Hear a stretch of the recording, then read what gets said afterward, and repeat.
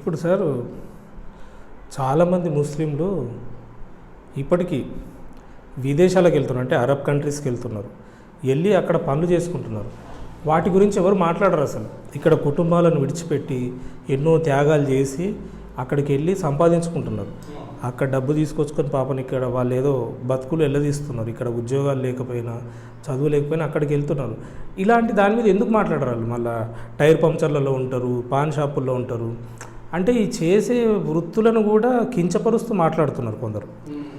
అసలు ఇట్లా మాట్లాడడం ఏంది? అసలు మనం దేశ పౌరులమే కదా. ఇప్పుడు ముస్లింలు అనేవాళ్ళు ఈ దేశ మూలవాసులు, స్వాతంత్రోద్యమంలో పాల్గొన్న వాళ్ళు. ఇలా వీళ్ళను కించపరచడం అంటే వాళ్ళ రాజకీయ సిద్ధాంతమా? ఒక కుంటివాడినో గుడ్డివాడినో లేక మూగవాడినో వాడిని అరే నువ్వు కుంటోడివిరా, నువ్వు గుడ్డోడివిరా, నువ్వు మూగోడివిరా అంటే ఎట్లా ఉంటుంది? మనసుకు బాధ అనిపిస్తుంది. అది సైకో, వాడు అటువంటి వాడు సైకో అన్నమాట. మానసిక పరమైన వ్యాధి గలవాడని. ఇప్పుడు ముస్లింలలో ఉన్నటువంటి పేదరికాన్ని లేకుంటే వాటి వృత్తిని అవమానించడం అనేది అది ఒక మానసికమైనటువంటి దారుణమైన పరిస్థితి. అంతేగాని వాడి ఔన్నత్యాన్ని తెలియజేయదు. ఇప్పుడు ఇక్కడ అవకాశాలు రావటం లేదని చెప్పేసి ఇప్పుడు ఈ యుఏఈ, యునైటెడ్ అరబ్ ఎమిరేట్స్, ఇటువంటి సౌదీ అటువంటి ప్రదేశాలకు వెళ్తున్నారు. ఏది ఇక్కడ ఏమీ అవకాశాలు లేవని అక్కడికి వెళ్తున్నారు. అక్కడ ఏదో డ్రైవర్గానో లేకపోతే చిన్న చిన్న ఉద్యోగాలు చేసుకుంటూ తమకు వచ్చిన ఏదో ఎలక్ట్రీషియనో లేకపోతే ఏదో చిన్న పనులు అక్కడ కూడా. అయితే అక్కడ ఏమైందంటే అక్కడ కొద్దిగా జీతాలు ఎక్కువిస్తారు. ఇక్కడ డ్రైవర్కు 10,000 ఇస్తే అక్కడ 30,000 ఇస్తారు, 30,000-40,000 ఇస్తారు. అయితే దానికోసం అతను ఆ డ్రైవర్ ఉద్యోగం కోసం అక్కడికి వెళ్తున్నాడు. అక్కడ ఉండి ఇక్కడ భార్యా పిల్లల్ని ఇక్కడ వదిలేసి పొట్ట చేతితో పట్టుకొని దుబాయ్ వెళ్తున్నాడు, యుఏఈ వెళ్తున్నాడు, ఇంకా ఏదో ప్రదేశాలకు వెళ్తున్నాడు. వెళ్ళి సంపాదించుకుంటున్నాడు. వాడికి అవకాశాలు ఇక్కడ దొరకడం వల్ల వెళ్తున్నాడు, దొరకకపోవడం వల్ల వెళ్తున్నాడు. ఇక్కడ అవకాశాలు ఇవ్వడం, అది రిజర్వేషన్లు ఇవ్వడం ద్వారానైతేనేమిటి, వాళ్ళకి బ్యాంకుల్లో రుణాలు ఇవ్వడం ద్వారానైతేనేమిటి, వాళ్ళకు ఏదో వ్యాపారాభివృద్ధి చేసుకోవడానికి ఎంకరేజ్మెంట్ చేయట్లేదు. ఎంకరేజ్మెంట్ చేయకపోగా అరే నువ్వు పాన్ షాప్ నడుపుతావు, నువ్వు పంక్చర్లు జుడాయిస్తావు, నీ పండ్లు అమ్ముకుంటావు, హీనమైన వాడివి అన్నట్టుగా మాట్లాడితే బాడీ షేమింగ్ చేసినట్టు ఒకరిని బాధపరిచినట్టు, కించపరిచినట్టు దేశానికి మంచిది కాదు కదా. అంటే వాడు పంక్చర్ చేసుకున్నాక ఆత్మాభిమానంగా బతుకుతున్నాడు కదా, ఎవరి మీద ఆధారపడకుండా. అట్లా ఎందుకు ఆలోచించు? అంటే ఒకరిని కించపరిస్తే అదొక ఆనందం, రాక్షస ఆనందం అని అనుకోవాలి. ఇప్పుడు వాడు ఆత్మగౌరవంతో బతుకుతున్నాడు. నువ్వు ఎవడి ముందు తల వంచకురా, నువ్వు అల్లా ముందు తప్ప ఇంకెవడి మీద తల వంచకు అంటే వాడు ఎవరెస్ట్ శిఖరం అంతా గొప్పగా తలెత్తి బతుకుతాడు. అందుకని ఇతర వాళ్ళు ఎట్లా కనపడతారంటే వీడు బాగా ధనం ఉన్నాడు, లేకుండా మరి ఇంత తల ఎగిరేసి ఎట్లా బతుకుతున్నాడు, వీడు ఇంత ధైర్యంగా ఎట్లా బతుకుతున్నాడు అని చెప్పేసి కొంతమందికి ఆలోచన. వీడు ధనవంతుడు, ఇంట్లో లోపల బాగా కట్టల నోట్లు ఉన్నాయి, బంగారం ఉంది, అందుకనే వీడు ఇంత ఆత్మగౌరవంతో ఆత్మస్థైర్యంతో బతుకుతున్నాడని కొంతమంది అనుకోవచ్చు. కానీ ఆర్థికంగా అతను చాలా దీనావస్థలో ఉంటాడు. విద్యాపరంగా చాలా వెనకబాటుతనం ఉంటాడు. విద్య కొంత అంతో ఇంతో నేర్చుకున్నా కానీ అది బాగా క్వాలిటేటివ్ ఎడ్యుకేషన్ కాదు. ఏదో 4 అక్షరాలు నేర్చుకున్నాడు అంతేగాని ఏదో చైతన్య లేకపోతే ఇంకేంటో పెద్ద నారాయణ లాంటి విద్యా సంస్థల్లో నేర్చుకున్నటువంటి విద్య కాదు అతనిది. క్వాలిటీ విద్య నేర్చుకోకుండా ఏదో ప్రభుత్వ నేర్చుకున్న అంతో ఇంతో విద్య ఉంటుంది. మరి ఆ విద్యతోని వాడు తనకున్న అవకాశాలను ఉపయోగించుకుని బతుకుతున్నాడు. దాన్ని గౌరవించాలి కదా, దాన్ని అవమానించకూడదు కదా. అయితే సార్ నేను కూడా చూసిన చాలా ముస్లిం కుటుంబాల్లో దుబాయ్, యుఏఈ వెళ్ళి అక్కడ సంపాదిస్తారు. దాదాపు ఒక 20 ఏళ్ళు, 30 ఏళ్ళు, 40 ఏళ్ళు పోయిన వాళ్ళు కూడా ఉన్నారు. అంటే వాళ్ళ 25 ఏజ్లో అక్కడికి వెళ్ళి 2 ఏళ్ళకు, 3 ఏళ్ళకు, 5 ఏళ్ళకు ఇక్కడికి వచ్చి వెళ్తూ ఉంటారు. ఈ క్రమంలో వాళ్ళు ఒక 40 ఏళ్ళు కానీ 30 ఏళ్ళు కానీ ఎన్నో త్యాగాలు, భార్య పిల్లలకు, తల్లిదండ్రులకు దూరమై అక్కడ సంపాదన కోసం వెళ్తారు. తమ పిల్లలకు మంచి ఫ్యూచర్ ఇద్దామని సంపాదించుకుంటారు, వస్తారు. వచ్చేసరికి వాళ్ళు సర్టన్ ఏజ్ అయిపోద్ది వాళ్ళు, అంటే వృద్ధాప్యం వచ్చేస్తుంది. ఆ వృద్ధాప్యం వచ్చిన తర్వాత మళ్ళీ ఏదో రోగం అటాక్ చేస్తుంది, అటు ఇటు హాస్పిటల్ తిరుగుతారు, చచ్చిపోతారు. ఇది ఎంత విషాదం అంటే సార్, నేను చాలా కుటుంబాల్లో చూసిన ఇట్లాంటి విషాదాలు చాలా ఉన్నాయి. అంటే సంపాదిస్తారేమో డబ్బు, కానీ అది చూడకుండానే వెళ్ళిపోతారు వాళ్ళు. ఇట్లాంటి ఎందుకు ప్రభుత్వాలు అంటే నోటీస్ చేయలేకపోతున్నాయి? దీనికి ప్రభుత్వాల వైఫల్యం అనొచ్చు, మరి ఆ, ఏమనొచ్చు మరి? దుబాయ్కి వెళ్ళే వాళ్ళ సంక్షేమాన్ని కూడా మేము చూస్తామని కొన్ని ప్రభుత్వాలు అంటున్నాయి. దుబాయ్ తర్వాత అరబ్ కంట్రీస్కి వెళ్ళే కార్మికులు ఉంటారు కదా, వాళ్ళ సంక్షేమం కోసం కూడా మేము పనిచేస్తాము, మేము సంస్థలు పెడతాము అంటున్నారు, కానీ ఏమి పెట్టినటువంటి దాఖలాలు ఏమి కనిపించట్లేదు. వాళ్ళు అక్కడ ఎటువంటి పరిస్థితుల్లో దారుణ పరిస్థితుల్లో ఉంటారంటే, అక్కడ వాళ్ళు ఇక్కడ కొంతమంది ఇళ్లలో పని చేయడానికి వెళ్తారు మహిళలు. వెళ్ళినప్పుడు అక్కడ ఉన్నటువంటి షేకులు వాళ్ళని లైంగికంగా వేధిస్తారు, మానసికంగా వేధిస్తారు, జీతాలు ఇవ్వరు, పని చేసుకొని ఎలగొడతారు. అయితే అటువంటి వాళ్ళు అక్కడ పరిస్థితులు తీసి మాకు ఇక్కడ పరిస్థితి బాగాలేదు, మమ్మల్ని వాపసు చేసుకోండి అంటే వాడు ఏమంటాడంటే, నువ్వు 2 లక్షలు పెట్టి కొన్నా, 3 లక్షలు పెట్టి కొన్నా, నువ్వు ఆ డబ్బు ఇచ్చి కదులు ఇక్కడి నుంచి అంటాడు వాడు.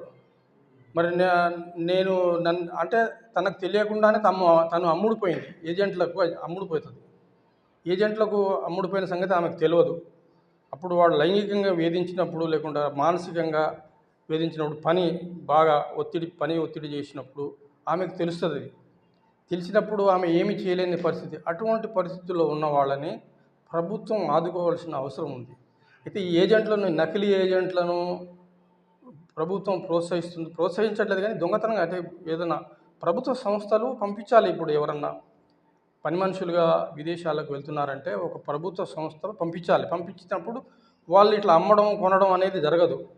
ఇప్పుడు ఏజెంట్లు ఏం చేస్తారంటే, అక్కడ షేక్ దగ్గర 3 లక్షలు తీసుకుంటారు. తీసుకొని వాడు ఏం చేస్తాడంటే, నీకు అక్కడ ఉద్యోగం ఇప్పిస్తున్నా, ఆ 3 లక్షలు తీసుకున్న సంగతి ఏమి చెప్పడు, లేడీకి చెప్పడు. నీకు అక్కడ ఉద్యోగం ఉంది, 30,000 40,000 జీతం నీకు అంటాడు. సరే కదా, మంచిదే అని చెప్పేసి వెళ్తుంది ఆమె. వెళ్ళిన తర్వాత అక్కడ రకరకాలుగా హెరాస్మెంట్కి గురి అవుతుంది. అట్లా గురి అయినప్పుడు నాకు ఈ ఉద్యోగం ఉంది, నేను వెళ్ళిపోతానంటే వాడు వెళ్ళనివాడు. 3 లక్షలు కొట్టు వెళ్ళిపో అంటాడు. అప్పుడు కానీ తెలియదు ఆమెకు. మరి ఈ విషయం ప్రభుత్వానికి తెలియదా? ఇట్లా చాలామంది ఓల్డ్ సిటీలో లేడీస్ చాలామంది అక్కడికి వెళ్ళి బాధపడుతుంటారు. అయినా కానీ ప్రభుత్వం దీని మీద కూడా దృష్టి సారించి ఎవరెవరు వెళ్తున్నారు, ఏం పనుల మీద వెళ్తున్నారు, మరి వీళ్ళకి అక్కడ రక్షణ ఉందా లేదా అనే స్టడీ కూడా చేయాలి.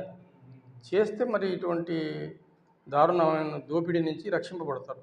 ముఖ్యంగా స్త్రీలు ఈ లైంగికంగా దోపిడీకి గురవుతున్నారు. అక్కడ వాళ్ళే వచ్చి స్వయంగా చెప్తున్నారు. వాళ్ళని వెళ్ళనియరు, ఒక బానిసలాగా పడేసి వస్తారు. బయటికి వెళ్ళడానికి వీల్లేదు. వెళ్ళాలంటే వాళ్ళ పాస్పోర్ట్లు తీసేసుకుంటారు ముందే. నువ్వు ఇక్కడ వెళ్ళాలంటే అక్కడి నుంచి ఫోన్ చేసి, అమ్మ నాకు 10,000 20,000 పంపించు, నేను ఎట్లాగో వచ్చేస్తానంటే వాళ్ళు రావడానికి లేదు, పాస్పోర్ట్ ఉండదు. వాళ్ళు ఇట్లాగా దొంగతనంగా అంబాసీకి వచ్చేస్తే అంబాసీ వాళ్ళు సహాయం చేస్తుంటారు. అప్పుడప్పుడు మీరు డబ్బులు పంపించండి, మీ అమ్మాయిని మేము తాత్కాలిక పాస్పోర్ట్ ఇచ్చి వాపస్ పంపిస్తాం అంటుంటారు. అయితే అందరు అంబాసీలు అట్లా చేయరు. పాస్పోర్ట్ లేని మేము ఒప్పుకోము, ఆ తర్వాత వాడు ఎంత కొన్నాడో ఏమిటో, మరి వాడికి ఇక్కడ స్థానికుడు కదా, ఆమె డబ్బులు వెచ్చించి కొనుక్కొచ్చుకున్నాడు, మరి ఆ విషయంలో మేము అతనికి స్థానికుడిని మేము అన్యాయం చేయలేము అని అంటాయి ఎంబసీలు కూడా. ఇటువంటి పరిస్థితి కూడా ఉంటుంది. కాబట్టి ఇవన్నీ ప్రభుత్వం చూడాలి. చూసినప్పుడు ముస్లింలు ఎక్కువగా దోపిడీకి గురి కాకుండా ఉంటారు. అయితే సార్, కేసీఆర్ హయాంలో 12% రిజర్వేషన్ అమలు చేస్తా అన్నాడు అప్పట్లో. అన్నాడు కానీ అది చేయలేకపోయాడు. ఇప్పుడు కాంగ్రెస్ ప్రభుత్వం తెలంగాణలోకి అధికారం వచ్చింది. ఆ ఉన్న 4% రిజర్వేషన్ ఉన్న కాంగ్రెస్ అక్రమంగా నిర్వహిస్తుంది. కేసీఆర్ గారు 12% రిజర్వేషన్లు ముస్లింలకు కల్పిస్తాను, ఏ విధంగానైతే తమిళనాడులో 12% రిజర్వేషన్లు వాళ్ళు కల్పించారో, రాజ్యాంగం అక్కడి నుంచి అనుమతి తెచ్చుకున్నారు వాళ్ళు కేంద్ర ప్రభుత్వం నుంచి, నేను కూడా అట్లా తెస్తాను, అనుమతి తెచ్చి 12% రిజర్వేషన్ అని. కాంగ్రెస్ 4% ఇచ్చింది కదా, నేను కూడా 4% ఇస్తానంటే ప్రత్యేకత ఏముండదు కదా. 12% ఇస్తాను అన్నాడు. 12% ఇచ్చి దానికి కరస్పాండెన్స్ చేస్తానన్నాడు. తర్వాత అధికారంలోకి వచ్చిన తర్వాత ఆ విషయం మర్చిపోయాడు. అయితే మన వాళ్ళు కూడా, ముస్లింలు కూడా ఆ విషయాన్ని గట్టిగా ఎవరు నిలదీసేవాళ్ళు, మన వాళ్ళు మన పని ఏదో మనం చేసుకుంటూ పోతాం. వాడేదో అన్నాళ్ళే ఇస్తాడా చేస్తాడా, అడిగేవాడు మన సంస్థలు లేవు, సంఘాలు లేవు, అడిగేవాళ్ళు లేరు, నాయకులు లేరు. ఆ విధంగా ఈ సమాజం నడుస్తూ ఉంది, దోపిడీకి గురి అవుతుంది. అట్లా కాకుండా నిలదీసే వాళ్ళు కూడా ఉండాలి. మరి 12% ఇస్తానంటే సరే, ఇప్పుడు ఆ ప్రభుత్వం లేదనుకో, ఇప్పుడు 4% ఉన్న శాతాన్ని కూడా తీసేస్తూ ఉంటున్నారు. అది కాదు, ఉన్నది పోకుండా చూసుకోవాలి. అది అంటే ఇప్పుడు కాంగ్రెస్ ప్రభుత్వం ఉంది, దాన్ని ఏమైనా అమలు చేస్తుంది అంటారా? కాంగ్రెస్ ప్రభుత్వం 4% కట్టుబడి ఉంది. ముస్లింలు సచార్ కమిటీ సిఫారసు చేసినట్టుగా ఎస్సీ ఎస్టీల కన్నా అధ్వాన్నమైన పరిస్థితుల్లో ఉన్నారనే విషయాన్ని కాంగ్రెస్ నమ్ముతుంది. ఎందుకంటే కాంగ్రెస్ ప్రభుత్వమే ఆ కమిటీని వేసింది, ఆ సిఫారసులు కూడా అమలు చేయడానికి కట్టుబడి ఉంది. కాబట్టి కాంగ్రెస్ ప్రభుత్వంలో ఆ ప్రాబ్లం ఏం లేదు. బీజేపీ ప్రభుత్వం వస్తే మేము అది తీసేస్తూ అంటున్నారు. ఎందుకు అంటున్నారంటే అది వాళ్ళ రాజకీయ లబ్ధి కోసం. 80%లో ఉన్నటువంటి హిందువులను ఒక ఓటు బ్యాంకుగా తయారు చేసుకోవాలని అంటే మరి 20%గా ఉన్నటువంటి ముస్లింలు 20% ఓటు వేయకపోతే ఏంది, మాకు 80% ఓటు వేస్తే చాలు కదా అనుకుంటున్నారు. మరి ఆ 80%లో కూడా కాంగ్రెస్ వేసేవాళ్ళు కాంగ్రెస్కి వేస్తారు, తర్వాత బీఆర్ఎస్కి వేసేవాళ్ళు బీఆర్ఎస్కి వేస్తారు, ఇంకా వేరే పార్టీ ఉంటే ఆ పార్టీ కూడా వేసుకుంటారు కదా, సిపిఐ సిపిఎంలకు కూడా వేసుకుంటారు కదా. నాకు ఇక్కడ అర్థం కాని విషయం ఏంటంటే సార్, నాకు మొన్న బాగా నవ్వొచ్చిన విషయం ఇది సార్. ఒక పక్క మోడీ గారు, హోంమంత్రి గారు, ఆర్ఎస్ఎస్ ఇంకా ఇతర హిందుత్వ సంస్థలన్నీ ముస్లింలకు రిజర్వేషన్ కట్ చేస్తామని గొంతెత్తి అన్నారు. కట్ చేస్తే ఇక్కడ మాధవీలత గారు పోటీ చేస్తున్నారు కదా హైదరాబాద్లో, ఆమె ఆ కాన్స్టిట్యున్సీ ముస్లిమ్స్ ఉన్న కాన్స్టిట్యున్సీ నుంచి పోటీ చేస్తున్నారు. ఆమె వెళ్ళింది సార్ ముస్లింల దగ్గరికి, నేను మిమ్మల్ని అందరినీ మంచిగా చూసుకుంటా, హిందూ ముస్లింల మీద చెయ్యి వాడనియ, దోమ వాళ్ళనియ, ఈగ వాళ్ళని అన్నట్టు మాట్లాడింది. మరి ఆమె నడిపించేటోళ్ళు వ్యతిరేకంగా మాట్లాడుతుండ్రు, ఈమె పోయి ముస్లింల నోట్లు అడుగుతుంది. అసలు ఇది ఏంది సార్ అంటే తిట్టపోర బాడే అన్నట్ట, చెంప మీద కొడుతున్నారు, మళ్ళీ షేక్ హ్యాండ్ ఇస్తున్నారు. ఇది ఎట్లాంటి రాజకీయాలు సార్? భావాలు కలిగినటువంటిది బీజేపీ. మోడీ ఏమంటారంటే, నేను ముస్లింలను ఎప్పుడు ఏమనలేదు, ముస్లింలను ఎవడైనా ఈ దేశంలో ఎవడైనా అన్నాడంటే వాడు రాజకీయాలకు అనర్హుడు అనేటువంటి వాడని ఒకరోజు అంటాడు. ఒకరోజు ఏమంటారంటే హిందువుల స్త్రీల ఉన్న మాంగళ్యాలు తీసి ఈ కాంగ్రెస్ ప్రభుత్వం అమ్మి ముస్లింలకు ఇస్తుంది, మీ దొడ్లో బర్రె ఉంటే ఆ బర్రెని అమ్మి ముస్లింలకు ఇస్తుంది, ముస్లింలను అప్పీజ్మెంట్ చేయడానికి, బుజ్జగించడానికి కాంగ్రెస్ ఎంతవరకైనా వెళ్తుందని ఒకరోజు అంటాడు. ముస్లింలని అణిచివేసే విధంగా ఒక విధంగా మాట్లాడతాడు. ఇంకో రోజు మీరు ఇట్లా మాట్లాడుతున్నారంటే నేను ఎప్పుడు మాట్లాడినా అట్లా నేనేం మాట్లాడలేదు, అట్లా మాట్లాడిన వాడు రాజకీయాలకు అనర్హుడు అని అంటాడు ఒకరోజు. ఇట్లా డబుల్ స్టాండర్డ్స్, ద్వంద్వ విలువల గల మనస్తత్వం ఎక్కువ బీజేపీలో ఉంది. ఈ ద్వంద్వ విలువల అనేటువంటి మనస్తత్వాన్ని తొలగించుకుంటే ఇది ఇంకెక్కడికో వెళ్ళిపోతుంది. అంటే ఇది ప్రజలకు అర్థం కాలేదంటారా సార్? ఇప్పుడు వాళ్ళు ఇట్లా మాట్లాడుతున్నారు, అంటే ఇట్లా పడుతున్నారు, ప్రజలు అబ్జర్వ్ చేస్తున్నారు కాబట్టే ఇప్పుడు క్రమంగా ఆ పార్టీ విలువలు కోల్పోతుంది. ప్రజలు పిచ్చివాళ్ళు, వెర్రివాళ్ళు కాదు, ప్రజలు అర్థం చేసుకుంటారు, ఇది అర్థం చేసుకుంటారు, అది అర్థం చేసుకుంటారు. అయితే వీళ్ళు అనుకుంటారంటే ప్రజలకి మనం మభ్యపెట్టవచ్చు, వాట్సాప్ యూనివర్సిటీలు ఉన్నాయి కదా మన దగ్గర, తర్వాత అబద్ధాలని నిజాలుగా అబద్ధాలుగా గోబెల్స్ ప్రచారం ఉంటారు కదా, గోబెల్స్ హిట్లర్ స్ట్రాటజీ అనమాట. హిట్లర్ ఇట్లాగే ఏం చేసేవాడంటే యూదులని ఊచకోతకొచ్చాడు, 60 లక్షల మంది యూదులను ఊచకోతకొచ్చాడు అక్కడ జర్మనీలో. హిట్లర్ ఏం చేశాడంటే మన జర్మనీ వాళ్ళకి వీళ్ళు యూదులు ప్రమాదకరులు, వీళ్ళుంటే మనం పైకి రాలేము, వీళ్ళని చంపండి, నరకండి, కొట్టండి అని చెప్పేసి గ్యాస్ ఛాంబర్లలో, అంటే ఒకటిసారి 60 లక్షల మంది చంపాలంటే కష్టం కదా, ఒక పెద్ద గ్యాస్ ఛాంబర్ తయారు చేసి, అంటే విషవాయువులతో నింపుకున్నటువంటి గృహాన్ని తయారు చేసి ఆ గృహంలోనే యూదులను ప్రవేశపెట్టి వాళ్ళు ఊపిరాడక, ఆక్సిజన్ అందక కొట్టుమిట్టాడుతూ వాళ్ళు చనిపోయారు. అట్లా అంత భయంకరంగా హింసించి చంపే పరిస్థితి ఎట్లా వచ్చింది హిట్లర్కి, ఎట్లా వచ్చిందంటే అక్కడి ప్రజలే సపోర్ట్ చేశారు. అవునవును వీళ్ళు యూదులు నిజంగా డేంజరు, వీళ్ళ దగ్గర చాలా డబ్బు ఉంది, మేము సంపాదించలేకున్నాం, వీళ్ళు ఎంత డబ్బు ఎట్లా సంపాదిస్తున్నారు, వీళ్ళు ఎంత ఎట్లా ఎదుగుతున్నారు అని చెప్పేసి వాళ్ళలో ఒక భ్రమ కల్పించడం ద్వారా యూదులను చంపేశాడు. అట్లాంటి పరిస్థితి ఇక్కడ రాకుండా ఉండాలి అని అంటే ఇప్పుడు ప్రస్తుతం దేశంలో అదే జరుగుతుంది. అక్కడ పరిస్థితి మేధావులు ఏం చెప్తున్నారంటే అటువంటి పరిస్థితులు ఇక్కడ నెలకొంటున్నాయి. అటువంటి పరిస్థితులు రానియకుండా ఈ దేశాన్ని కాపాడుకోవాల్సిన బాధ్యత ఇది మన మీద ఉంది, ప్రతి పౌరుడి మీద ఉంది. ఇప్పుడు సార్, ఇప్పుడు ధరలు పెరిగాయి సార్. 70 రూపాయలకు ఉన్న నూనె ప్యాకెట్ ఈరోజు 160, 150 పలుకుతుంది. అంటే ఇప్పుడు ముస్లింల మీద ఇంత విద్వేషం వెళ్ళగక్కుతున్నారు కదా, మరి ఆ దోపిడీ ముస్లింలనే దోచుకోకుండా హిందూ వర్గాలను అన్ని వర్గాల వారిని దోచుకుంటున్నారు కదా. ఇది తెలుస్తుంది కదా అందరికీ. ఇది ఇప్పుడు ముస్లిం అరే వాడు దొంగ, వాడు ఒక తీవ్రవాది అని అంటున్నారు. మరి అన్నప్పుడు ఈ ధరలు పెరిగినాయి కదా సార్, మరి హిందువులకు తక్కువ ఉద్యమాలు రావాలి. యాక్చువల్గా చూస్తే ధరలు తగ్గించాలనే ఉద్యమాలు రావాలి. ధరలు ఎక్కడైనా ఉద్యమం ఉందా? ధరలు తగ్గించాలనే ఉద్యమం లేదు. నిరుద్యోగం టాపికే లేదు అసలు. లేవు, ఎక్కడ లేవు. ఎక్కడ చూసినా కానీ హిందూ ముస్లిం హిందూ ముస్లిం హిందూ ముస్లిం ఇదే. వీడు ముస్లిము, వీడు మనకు శత్రువు, వీడు అసలు యాక్చువల్గా పాకిస్తాన్ పోవాలి, వీడు ఇక్కడ ఎందుకు ఉన్నాడు, వీడిని పాకిస్తాన్ పంపిద్దాము అని ఇట్లా ధరల నుంచి, నిరుద్యోగం నుంచి, ద్రవ్యోల్బణం నుంచి, డబ్బులు జేబు నిండా మనం సంచి నిండా డబ్బులు తీసుకెళ్తే జేబు నిండా కూడా సామాన్లు రావట్లేదు. ద్రవ్యోల్బణం పెరిగిపోయింది. మరి ఈ విషయాల గురించి ఈ రాజకీయ పార్టీలు కూడా సరిగ్గా మాట్లాడరు, ప్రజలు అసలు మాట్లాడరు. ఏం మాట్లాడినా ఏమంటారంటే వీడు హిందూ, వీడు ముస్లిం, ఇదే మాట్లాడుతుంటారు. ఎక్కడ చర్చ జరగడం లేదు. మోడీ గారు రిజర్వేషన్ల గురించి మాట్లాడితే వీళ్ళు రిజర్వేషన్లు అవసరం. ఒకవేళ ముస్లింలకు సపోర్టుగా మాట్లాడితే హిందూ ఓట్లు పొడవు అని చెప్పేసిన భయం బీజేపీకి ఉంది. బీజేపీ భయం ఏంటంటే ముస్లింల మీద ద్వేషం కాదు, ముస్లింలను ప్రేమిస్తే హిందువులు మమ్మల్ని ద్వేషిస్తారనే అపోహ వాళ్ళకుంది. హిందువులు మమ్మల్ని ద్వేషిస్తారు, హిందువుల ఓట్లు కావాలంటే మనం ముస్లింలను ద్వేషించాలి. డివైడ్ అండ్ రూల్, విభజించి పాలించు. విభజించాలి. ఎవరిని విభజించాలి? హిందువులను ముస్లింలను విభజించాలి. ఒకప్పుడు దేశానికి స్వాతంత్రం రాకముందు హిందువులు ముస్లింలు అన్నదమ్ముల వల్ల బతికినప్పుడు వాడు ఏం చేశాడు, ఆంగ్లేయుడు ఏం చేశాడు, వీళ్ళు ఇట్లా అన్నదమ్ముల్లాగా బతికితే మనం ఇక్కడ రూల్ చేయడం కష్టము, అందుకని వీళ్ళని విభజించండి అన్నప్పుడు కూడా వాళ్ళు విభజన పాలు కాలేదు. ముస్లింలు హిందువులు కలిసి ఆంగ్లేయుడి మీద పోరాడి దేశానికి స్వాతంత్రం తెప్పించుకున్నాం మనం.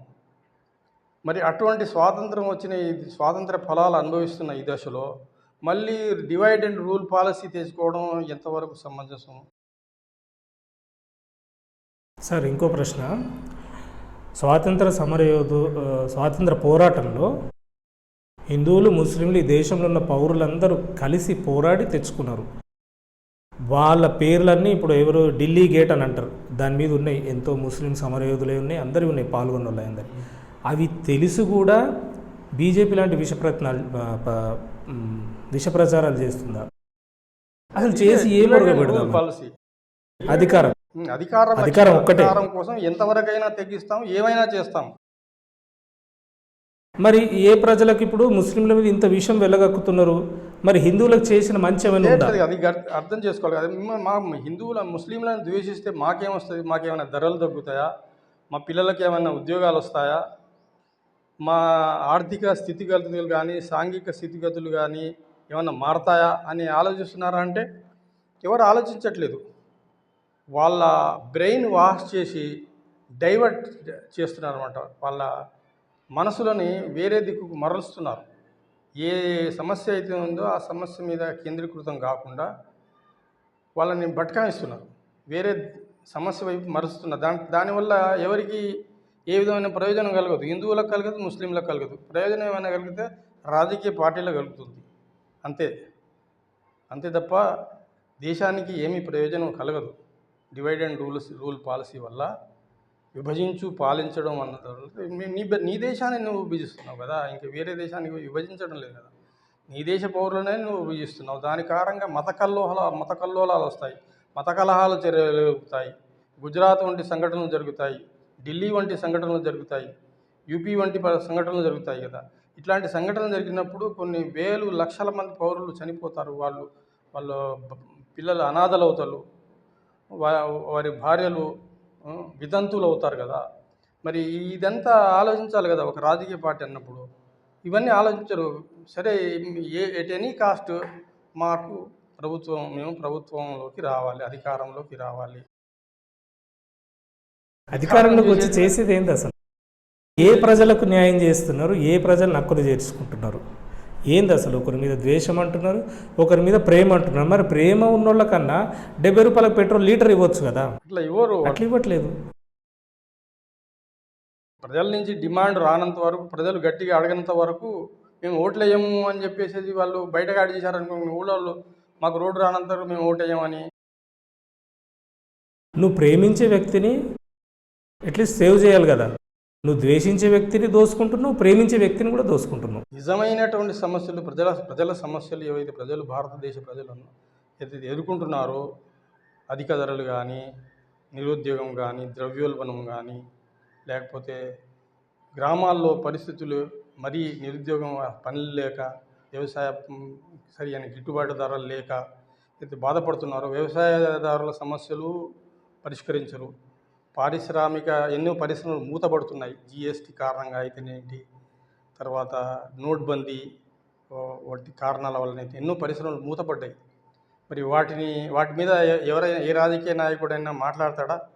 మోదీ గారు మాట్లాడతారా? లేకపోతే అమిత్ షా గారు మాట్లాడతారా? బీజేపీ మాట్లాడుతుందా? ఆర్ఎస్ఎస్ మాట్లాడుతుందా? ఎవరు మాట్లాడరు కదా. వీళ్ళు ఇటువంటి విషయాల మీద మాట్లాడరు. దీన్ని ఎట్లా మనం పరిష్కరిద్దాం అని మాట్లాడరు. మాట్లాడకుండా హిందూ ముస్లిం, ఈ ముస్లిం వీటిని మనం ఎట్లా అణిచేద్దాము, అణచాలంటే మేమే కాంగ్రెస్ వస్తే అప్పీజ్మెంట్, బుజ్జగింపు కార్యక్రమాలు చేస్తుంది, వాళ్ళని ఓదారుస్తుంది. వాళ్ళు ఏదైనా వెల్ఫేర్ యాక్టివిటీస్ చేస్తే ఇది బుజ్జగింపు కింద కనపడుతుంది వాళ్ళకి. మరి వీళ్ళు చేసేది ఏంటి? హిందువులను బుజ్జగించడం కాదా? 80% ఓటు బ్యాంకును సమకూర్చుకోవడం కోసమే కదా. మరి ఇట్లాంటి సమస్యలు ఉన్నాయి. ఇది ఈ దేశ పౌరులు ఆలోచించి దానికి ఒక పరిష్కారం కనుక్కుంటే ఒక మంచి ఉజ్వలమైన భవిష్యత్తు వైపు ప్రపంచంలో మన దేశం 140 కోట్ల మంది జనాభా ఉన్న దేశం ఇది. ఎక్కడికో వెళ్ళాలి. 10 కోట్లు, 20 కోట్లు, 30 కోట్లు ఉన్న జనాభా గల దేశాలు ఎక్కడికో వెళ్ళిపోతున్నాయి. చాలా అభివృద్ధి పదంలో ఉన్నాయి. మరి 140 కోట్ల మంది జనాభా ఉన్నవాళ్ళు హిందూ ముస్లిం అని కొట్లాడుకుంటున్నారు. కానీ సార్, ప్రాక్టికల్గా చూస్తే సార్, వీళ్ళ స్టేట్మెంట్లు టీవీలో కానీ యూట్యూబ్లో చూసినప్పుడే విద్వేషం అన్నట్టు అనిపిస్తుంది. కానీ ప్రాక్టికల్గా గ్రౌండ్ లెవెల్లో విలేజ్లోకి వెళ్ళినా, ఇక్కడ హైదరాబాద్లో చూసినా హిందూ ముస్లిం కలిసి ఉన్నారు సార్. కలిసి ఉంటారు, మంచిగా మాట్లాడుకుంటారు, కలిసి జాబులు చేసుకుంటారు, అన్ని పనులు చేసుకుంటున్నారు. అంటే వీళ్ళ స్టేట్మెంట్లే అంత దారుణంగా ఉంటున్నాయి, కానీ జనాలు అట్లా లేరు, కలిసే ఉన్నారు. కొంతమంది ఆర్ఎస్ఎస్ వాళ్ళు చేస్తున్నారు ఆ ప్రయత్నం, విడగొట్టే ప్రయత్నం. పరిస్థితులు లేవు. కానీ ఇప్పుడిప్పుడే వాటిని అగ్నికి ఆజ్యం పోసినట్టు, అగ్నిలో నెయ్యి పోస్తే ఎట్లా, ఇంకా అగ్నిలో పెట్రోల్ పోస్తే ఎట్లా అగ్ని పెరుగుతుందో అట్లా ఇప్పుడు అగ్నికి ఆజ్యం పోసినట్టుగా ఇప్పుడు పరిస్థితులలో ఏం చేస్తున్నారంటే డివైడ్ అండ్ రూల్ పాలసీని అమలు చేస్తున్నారు. ఈ పాలసీని మించిన పాలసీ లేదురా, దీన్ని అమలు చేస్తే మనం అధికారంలోకి వస్తామని చెప్పేసి అటువంటి పరిస్థితి వాళ్ళు చేస్తున్నారు. దాన్ని ప్రజలు అర్థం చేసుకోవాలి. అర్థం చేసుకొని మంచిగా మత ప్రసక్తిని, లౌకిక రాజ్యం అనేది ఈ మన రాజ్యం ఎటువంటిదంటే మతం అనే దానికి మత ప్రసక్తే ఉండదు. మనకు రాజ్యానికి మతం ఉండదు. అది తెలంగాణ ప్రభుత్వం అయినా, కేంద్ర ప్రభుత్వం అయినా, ఏ ప్రభుత్వం అయినా దానికి మతం ఉండదు. మత ప్రసక్తి లేని లౌకిక రాజ్యం మనది. అంటే మన సెక్యులర్ గవర్నమెంట్, అంటే ప్రభుత్వానికి ఒక మతం అంటూ ఉండదు. అయితే ఇప్పుడు ఈ ఉన్న ప్రభుత్వాలు ఏం చేస్తున్నాయంటే మతం ప్రసక్తి గల రాజ్యం మనది అన్నట్టుగా ఉంటుంది. రాజ్యాంగంలో ఏం రాసుకున్నాం? మత ప్రసక్తి లేని లౌకిక రాజ్యము, అంటే ప్రభుత్వానికి ఒక మతం అంటూ ఉండదు. అది హిందూ కాదు, అది ముస్లిం కాదు, జైనం కాదు, బౌద్ధము కాదు, క్రైస్తవం కాదు, సిక్కు కాదు, ఏ మతము కాదు. అయితే ప్రజలందరూ వాళ్ళందరి సంక్షేమం కోరుతుంది అంతే. మీ మతాలు అనేవి మీ ఇంటి వరకే. మతం అనేది ప్రభుత్వంలోకి రాదు, ప్రభుత్వం దాన్ని ప్రమోట్ చేయదు. అయితే ఇప్పుడు ఏం చేస్తున్నాయి ప్రభుత్వాలు? మతాన్ని ప్రమోట్ చేస్తున్నాయి. ఆ ప్రమోట్ చేయటం అనేది విధ్వంసకరం అన్నమాట. విధ్వంసం అంటే మన రాజ్యాంగాన్ని నరికినట్టు, రాజ్యాంగాన్ని మనం దాని తల ఛేదించినట్టు. లౌకికత్వం అనేదే ఈ భారతదేశంలో ఉన్నటువంటి శోభించే, అంటే అనేక మతాలు, అనేక కులాలు కలిగినటువంటి ఒక పెద్ద తోటలో ఉంటే ఒక గులాబీ పూలే ఉండవు, అక్కడ అన్ని రకాల పుష్పాలు, తోటలు, చెట్లు ఉంటాయి. అట్లాగే మన ఈ దేశం అనేది అనేక రకాల పూలు, ఫలాలు, పుష్పాలు కలిగినటువంటి ఒక తోట. ఈ తోటలో ఒకే రకమైనటువంటి పంట పండిస్తామనంటే అది ఇక్కడ భౌగోళిక పరిస్థితులకు సరిపోదు. ఇక్కడ పరిస్థితులకు ఏంటంటే లౌకికత్వమే బెస్ట్ అనమాట. లౌకికత్వాన్ని తీసేస్తాము. ఆ లౌకికత్వం అనే వర్డ్, సెక్యులరిజం అనే వర్డ్ని తీసేస్తే ఇంకా ఏమి ఉండదు రాజ్యాంగంలో. అంతా మతమే. మా మతం ఉన్నవాడే ఇక్కడ జీవించాలి, మా మతంలో లేనివాడు జీవించాలని రెండో శ్రేణి పౌరుడు, ద్వితీయ శ్రేణి పౌరుడు కింద ఉండాలి అనేటువంటి భావన అనేది వస్తుంది. అయితే ఆ భావన రానియకుండా రాజ్యాంగాన్ని కాపాడుకోవాల్సిన బాధ్యత మనందరిపైన ఉంది.